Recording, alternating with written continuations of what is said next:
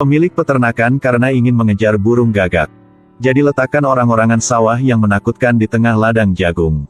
Tanpa diduga, keesokan paginya, dia menemukan di ladang jagung ada banyak mayat burung gagak.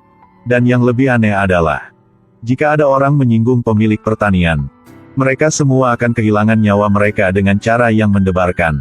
Selanjutnya, harta benda mereka semua akan dijatuhkan di sekitar orang-orangan sawah.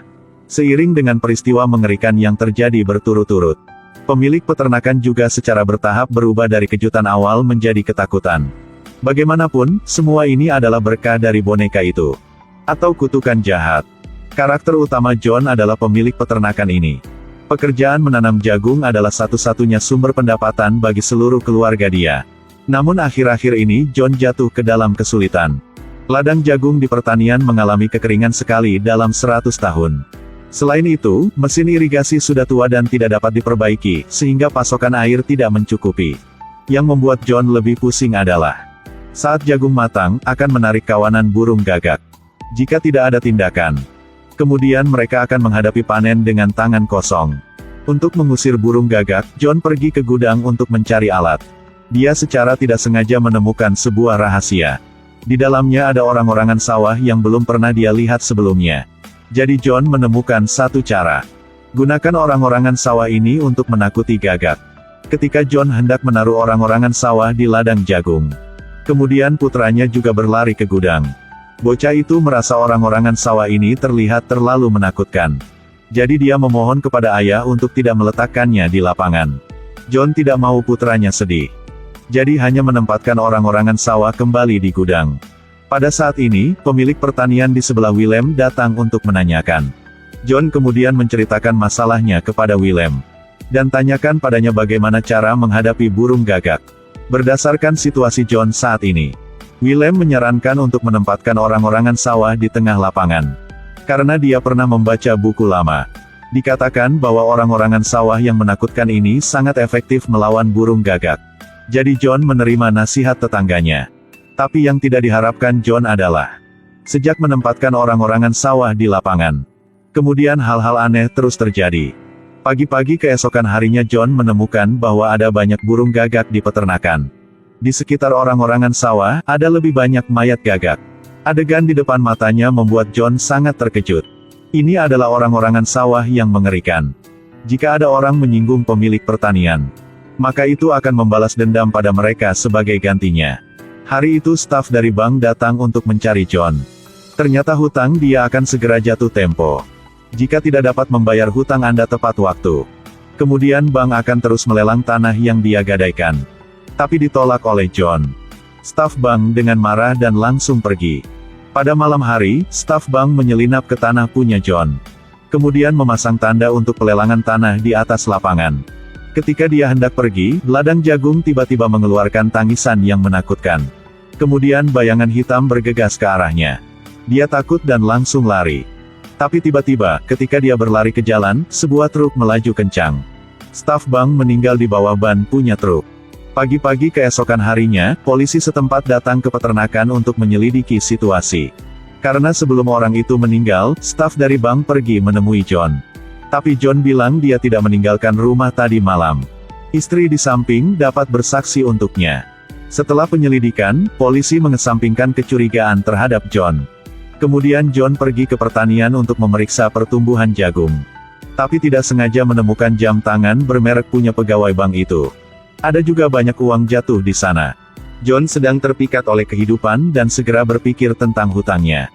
Jadi dia diam-diam menyimpan uang dan jam tangan.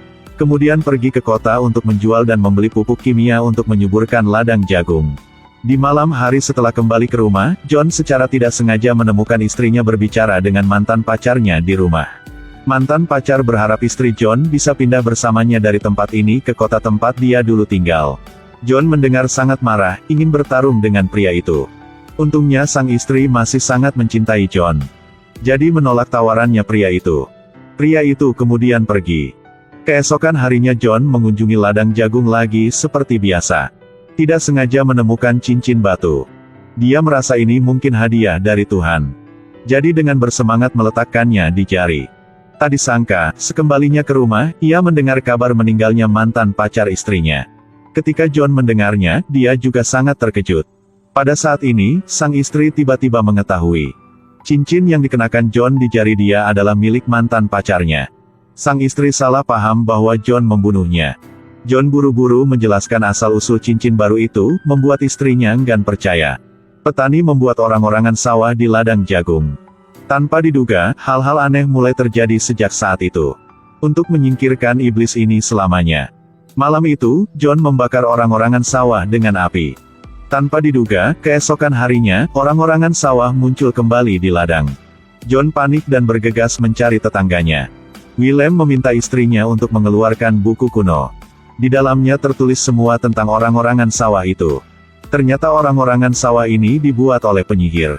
Taruh saja orang-orangan sawah di ladang untuk menerima berkahnya. Jika pemilik peternakan mengalami masalah, orang-orangan sawah juga akan membantu mereka. Ketika John mendengar ini, dia sangat takut dan ingin segera meninggalkan tempat ini. Tak disangka baru pulang ke rumah. Kemudian dia bertemu polisi yang pernah datang untuk menyelidiki. Untuk menjelaskan semua yang terjadi. John membawa polisi ke gudang. Ketika John menceritakan keseluruhan cerita kepada polisi. Lalu tiba-tiba istri dan tetangga tua itu muncul. Mereka tiba-tiba mengangkat papan itu ke samping. Polisi tidak bereaksi tepat waktu dan pingsan oleh puing-puing yang jatuh ke badannya. Keduanya mulai menyalahkan John. Karena dia telah mengkhianati berkah boneka itu. Pada saat ini, sang istri mendengar ada suara jika berlari ke situ juga. Hanya melihat John sedang berbicara pada dirinya sendiri. Pasangan tetangga sudah hilang dari kapan. Ketika dia menemukan polisi tergeletak di tanah. Salah pikir lagi bahwa suami dia adalah tersangkanya. Mungkin mantan pacar juga merupakan tindakan kejam John. Jadi dia panik dan lari. Untuk melepaskan diri dari cengkeraman jahat John. Sang istri membawa kedua anaknya dan berlari ke ladang jagung. Dengan panik, putra mereka berlari ke gudang. Tidak menyangka orang-orangan sawah hidup kembali. Ketika dia hendak membunuh bocah itu, polisi tiba-tiba terbangun. Dia ingin menyelamatkan anak itu. Tapi tak disangka, dia dibunuh secara brutal oleh orang-orangan sawah. Dalam situasi berbahaya itu, John dan istrinya bergegas tepat waktu. Setelah menyaksikan monster yang menakutkan di depan mata. Istri baru percaya semua yang dikatakan suaminya. Tapi John sama sekali bukan lawan orang-orangan sawah. Segera dia terlempar ke tanah. Di saat bahaya, anak mereka menyalahkan traktor sawah. Langsung menabrak orang-orangan sawah.